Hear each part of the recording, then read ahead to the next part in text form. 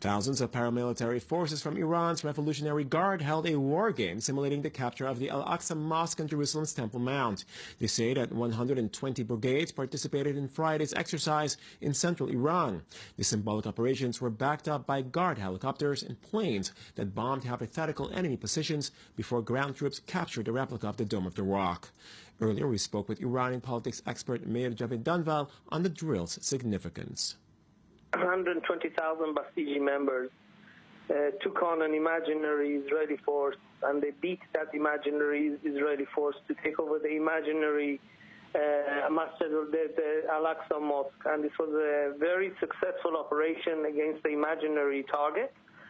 And in terms of the goals of this, the real goals of this maneuver, I think that Mr. Rouhani is the biggest goal here. They see that he's trying to reduce tensions with the West, and he's trying to improve Iran's image. And they are trying to say that, look, we won't be beaten, and we are going to continue with these acts to show that we are still against Israel and we still want Israel destroyed. Ayatollah Khamenei he set up a number of red lines for the nuclear talks. They all had to be crossed because he's a realist. He needs to save his regime. But now they're worried that this could be interpreted as a sign of weakness within Iran.